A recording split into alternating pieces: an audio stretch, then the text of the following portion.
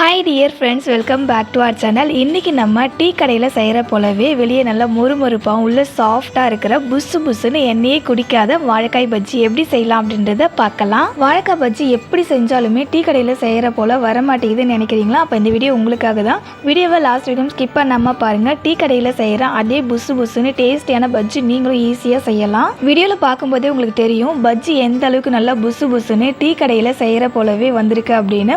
Friends, ரெசிபிக்குள்ளே போகிறதுக்கு முன்னாடி நீங்கள் இன்னும் மை ஸ்டைல் குக்கிங் சேனலை சப்ஸ்கிரைப் பண்ணலை அப்படின்னா சப்ஸ்கிரைப் பண்ணிக்கோங்க. பக்கத்தில் இருக்க பெல் ஐக்கானையும் கிளிக் பண்ணிவிட்டு ஆல் அப்படின்ற ஆப்ஷனையும் செலக்ட் பண்ணி வச்சுட்டிங்க அப்படின்னா நான் அப்லோட் பண்ணுற எல்லா ரெசிபியுமே உங்களுக்கு நோட்டிஃபிகேஷனாக வரும். நீங்களும் மிஸ் பண்ணாமல் பார்க்க முடியும். இப்போ வாங்க ஃப்ரெண்ட்ஸ், வீடியோக்குள்ளே போகலாம். வாழைக்காய் பஜ்ஜி செய்கிறதுக்கு இன்றைக்கி நான் 3 மீடியம் சைஸ் வாழைக்காய் எடுத்திருக்கேங்க. இப்போ இந்த வாழைக்காவுடைய மேல் பாகத்தில் இருக்கிற அந்த காம்பையும் அடிப்பாகத்தையும் கட் பண்ணி எடுத்துட்டு அந்த வாழைக்காவில் சைடில் மொத்தமாக இருக்கிற அந்த தோலை மட்டும் சீவி எடுத்துடலாம். வாழைக்காய் மேலே இருக்கிற தோல் எல்லாத்தையுமே சீவிடக்கூடாது. அந்த தோலோடவே சேர்த்து தான் நம்ம பஜ்ஜி செய்ய போகிறோம். வாழைக்காவுடைய சைடில் மொத்தமாக இருக்கும்ல, அந்த தோலை மட்டும் லைட்டாக சீவி எடுத்துக்கோங்க. அடுத்தது இந்த வாழைக்காவை பஜ்ஜிக்கெலாம் நம்ம நீல வாக்கில் சீவி எடுப்போம்ல, அதே போல் வாழைக்காவை சீவி எடுத்துக்கோங்க. என்கிட்ட வாழைக்காய் சீவர சீவல் மனை இல்லைன்றதால நான் கத்தியாலே சீவி எடுத்திருக்கேன். எல்லா வாழைக்காவுமே நான் கத்தியால் தான் சீவி எடுக்க போகிறேன்.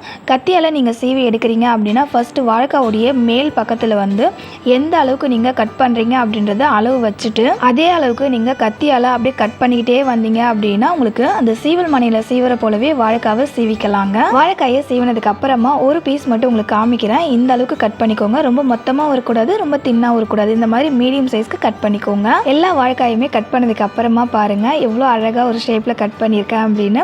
இப்போ கட் பண்ணதுக்கு அப்புறமா இந்த வாழைக்காவை அப்படியே வச்சுட்டு அடுத்தது நம்ம பஜ்ஜிக்கு மாவு ரெடி பண்ணிக்கலாம். அதுக்காக ஒரு பவுலில் 3 கப் அளவுக்கு கடலை மாவு சேர்த்துக்கோங்க. மெஷரிங் கப்பில் தான் நீங்கள் அளக்கணும் அப்படின்றது கிடையாது. உங்கள் வீட்டில் இருக்கிற ஏதாவது ஒரு கப் அப்படின்னா கிளாஸில் கூட அளந்து எடுத்துக்கலாம். கடலை மாவு அளந்து எடுத்தோம்ல, அதே கப்பால் 3/4 கப் அளவுக்கு அரிசி மாவு சேர்த்துட்டு 1 டேபிள் ஸ்பூனுக்கு உப்பு, 1/2 டேபிள் ஸ்பூனுக்கு பெருங்காயத்தூள் சேர்த்துக்கோங்க. அடுத்தது 1 டேபிள் ஸ்பூனுக்கு காஷ்மீரி மிளகாத்தூள், 1/2 டேபிள் ஸ்பூனுக்கு கார மிளகாத்தூள் சேர்த்துட்டு 1.5 டேபிள் ஸ்பூனுக்கு இஞ்சி பூண்டு பேஸ்ட்டு சேர்த்துக்கலாம். காஷ்மீரி மிளகாத்தூள் கலருக்காக மட்டும்தான் சேர்த்துருக்கேன். சப்போஸ் உங்ககிட்ட காஷ்மீரி மிளகாத்தூள் இல்லை அப்படின்னா நீங்கள் அதை ஸ்கிப் பண்ணிவிட்டு ஒரு 3/4 டேபிள் ஸ்பூனுக்கு கார மிளகாத்தூள் சேர்த்துக்கோங்க. அடுத்தது இந்த மாவில் கொஞ்சம் கூட தண்ணி சேர்த்துக்காமல் முதல்ல அப்படியே மிக்ஸ் பண்ணி விட்டுக்கோங்க. நல்லா இதை போல் மிக்ஸ் பண்ணி விட்டதுக்கு அப்புறமா இதில் கொஞ்சம் கொஞ்சமாக தண்ணி சேர்த்துக்கிட்டு நல்லா கெட்டியான பதத்துக்கு மாவை கரைச்சி எடுத்துக்கோங்க. பஜ்ஜிக்கு மாவு ப்ரிப்பேர் பண்ணும்போது 1 கப் கடலை மாவு எடுக்கிறீங்க அப்படின்னா அதுக்கு 1/4 கப் அளவுக்கு நீங்கள் அரிசி மாவு எடுத்துக்கிட்டிங்கன்னா கரெக்டாக இருக்கும். இன்றைக்கி நான் 3 கப் அளவுக்கு கடலை மாவு எடுத்துக்கிட்டேன். அதனால் 3/4 கப் அளவுக்கு அரிசி மாவு சேர்த்துக்கிட்டேங்க. அதே போல் மாவில் தண்ணி ஊற்றி கரைக்கும் போது கையாலே கரைச்சி விடுங்க. அப்போ தான் அந்த மாவோடைய கன்சிஸ்டன்சி எந்த அளவுக்கு இருக்கணும் அப்படின்றது தெரியும். மாவோடைய கன்சிஸ்டன்சி பாருங்க. நான் கையில் எடுத்து அந்த மாவை கீழே விடும்போது எந்த அளவுக்கு நல்லா கெட்டியா விழுது அப்படின்னு ரொம்ப தண்ணியா கரைச்சிடக்கூடாது. அதே போல மாவு ரொம்ப கெட்டியாகவும் நீங்க கரைச்சக்கூடாதுங்க. எந்த அளவுக்கு இருக்கணும் அப்படின்றத லாஸ்டா சொல்றேன். அடுத்தது இந்த மாவுல ஒரு 1/4 டேபிள் ஸ்பூனுக்கு பேக்கிங் சோடா சேர்த்துக்கோங்க. சேர்த்துட்டு நல்லா கலந்து விட்டுக்கோங்க. ஃப்ரெண்ட்ஸ், மாவுல நம்ம காஷ்மீரி மிளகாத்தூள் சேர்த்துருக்கோம்ல, அதனால எக்ஸ்ட்ரா எந்த ஒரு ஃபுட் கலரும் சேர்த்துக்க வேண்டாம். காஷ்மீரி மிளகாத்தூளே நல்ல ஒரு கலர் கொடுக்கும். மாவை கலந்து விட்டதுக்கு அப்புறமா மாவோடைய கன்சிஸ்டன்சி எந்த அளவுக்கு இருக்கணுன்றதை காமிக்கிறேன். ஒரு ஸ்பூனை எடுத்து மாவில் டிப் பண்ணி பார்த்தீங்கன்னா அதில் நல்ல ஒரு திக் லேயர் ஃபார்ம் ஆகணும். ஃப்ரெண்ட்ஸ், வீடியோவில் பார்க்கும்போது உங்களுக்கு தெரியும் ஸ்பூனில் அந்த மாவு எந்த அளவுக்கு திக் லேயராக ஃபார்ம் ஆயிருக்கு அப்படின்றது. இந்த அளவுக்கு அந்த மாவோடைய கன்சிஸ்டன்சி இருக்கணும். பஜ்ஜி மாவு ரொம்ப சூப்பராக ரெடி ஆகிடுச்சு. சீவி வச்சிருக்க வாழைக்காவை மாவில் இந்த மாதிரி டிப் பண்ணிவிட்டு மாவு கீழே ஒழுவாமல் இருக்கிறதுக்கு இந்த மாதிரி லைட்டாக தடவிட்டு எண்ணெயில் போட்டுடுங்க. வாழைக்காய் பஜ்ஜி சுட்டு எடுக்கிறதுக்கு ஃபர்ஸ்ட் எண்ணெயை சூடு பண்ணிக்கலாங்க. எண்ணெய் சூடாயிடுச்சான்னு பார்க்கறதுக்கு கொஞ்சமாக பஜ்ஜி மாவு போட்டு பார்த்தீங்கன்னா மாவு சுற்றி பபுள்ஸ் நல்லா மேலே எழும்பி வரணும். இந்த அளவுக்கு எண்ணெயை சூடு பண்ணிவிட்டு சீவி வச்சிருக்க வாழைக்காவை நான் சொன்னது போல் மாவில் டிப் பண்ணி எடுத்து எண்ணெயில் போடுங்க. வாழைக்காயை மாவில் டிப் பண்ணி எண்ணெயில் போட்டதுமே மாவு எந்த அளவுக்கு நல்லா புஷ்ஷுன்னு உப்பி வருதுன்னு பாருங்கள். இந்த மாதிரி மாவு உப்பி வந்த உடனே மறுபக்கம் திருப்பி விட்டு வேக வச்சுக்கோங்க.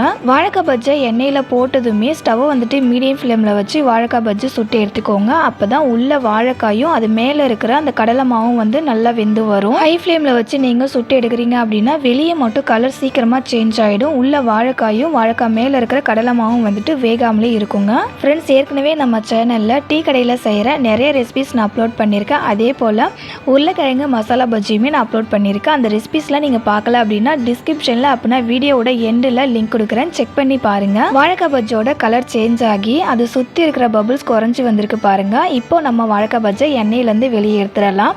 வாழைக்காய் பஜ்ஜி வந்து பாருங்கள் எந்த அளவுக்கு எண்ணெய் குடிக்காமல் நல்லா ட்ரையாக இருக்குது அப்படின்னு. பஜ்ஜி எண்ணெய் குடிக்காமல் வரதுக்கு நம்ம எடுத்துக்கிற கடலை மாவுக்கு எந்த ரேஷியோவில் அரிசி மாவு எடுக்கணும், அதே போல் பஜ்ஜி மாவை கரைக்கும் போது எந்த கன்சிஸ்டன்சியில் கரைச்சி எடுக்கணும் அப்படின்றது தாங்க இருக்குது. வீடியோவில் நான் சொல்லியிருக்க மெஷர்மெண்ட்டையும் நான் அந்த மாவு பதம் வந்து காமிச்சிருப்பேன். அது ரெண்டுத்தையுமே யூஸ் பண்ணி செஞ்சு பாருங்கள். கொஞ்சம் கூட எண்ணெய் குடிக்காத பஜ்ஜி நீங்களும் செய்யலாம். ஃப்ரெண்ட்ஸ், இந்த வீடியோவில் சொல்லியிருக்க மெஷர்மெண்ட்டை ஃபாலோ பண்ணி இந்த வாழைக்காய் பஜ்ஜி நீங்களும் உங்கள் வீட்டில் செஞ்சு பாருங்கள். டீ கடையில் செய்கிற போலவே அதே டெக்ஸ்சரில் அதே டேஸ்ட்லேயே இருக்கும். நீங்கள் வீட்டில் தான் செஞ்சேன்னு சொன்னால் கண்டிப்பாக யாருமே நம்ப மாட்டாங்க. அந்த அளவுக்கு அந்த பஜ்ஜோட வாசனை, அதோடைய டெக்ஸ்சர், அதோடைய டேஸ்ட்லேருந்து எல்லாமே டீ கடையில் செய்கிற போலவே இருக்கும். சூடான காஃபி அப்படின்னா டீ கூட இந்த மாதிரி வாழைக்காய் பஜ்ஜி செஞ்சு கொடுத்து பாருங்கள். அந்த ஈவினிங்கே ரொம்ப ஸ்பெஷலாக இருக்கும். அவ்வளோதான் ஃப்ரெண்ட்ஸ், வெளியே நல்லா கிறிஸ்பியாகவும் உள்ளே வந்துட்டு நல்லா சாஃப்டான புசு புசுன்னு இருக்கிற எண்ணெயே குடிக்காத டீ கடை பஜ்ஜி சூப்பராக ரெடி ஆயிடுச்சு.